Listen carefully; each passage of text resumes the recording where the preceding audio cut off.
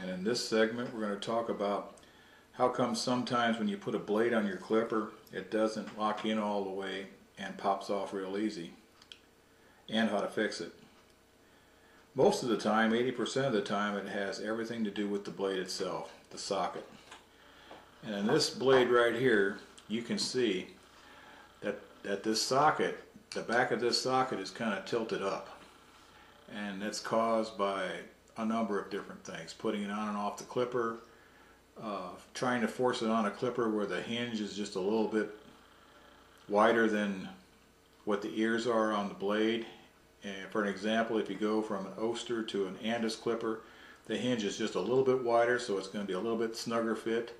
If that blade is, or this socket is weak, it'll bend up like that. And you can see that's a pretty good bend right there.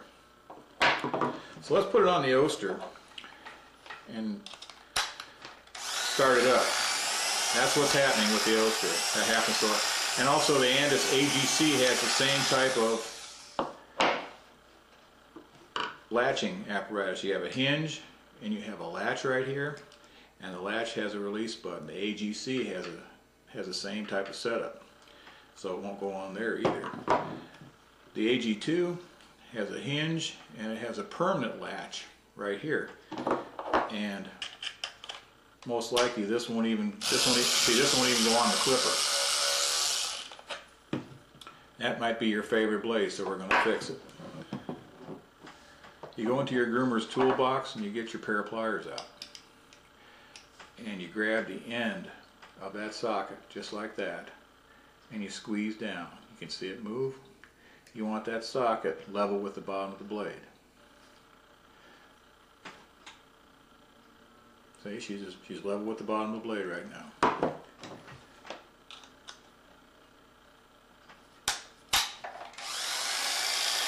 See? We fixed it.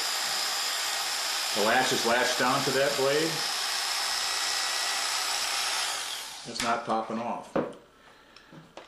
That little latch right there has to latch on the front part of this socket. Your hinge goes in here, and the latch has to latch on the front part of that socket. If your socket is tipped up, that part of the socket is too far down, and these latches won't hook up to it. So what happens if you're squeezing it and you think you got it and you went too far? It won't go on the clipper. It won't even go on the hinge. All you have to do is take a flat screwdriver, stick it right here, and just twist it a little bit, and it'll lift the back of that socket up a little bit, and you can put it on the clipper.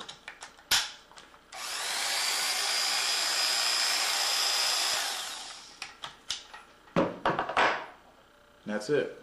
That's how you fix a blade that won't engage on your clipper and pops off. This is Jeff from Northern Tail Sharpening.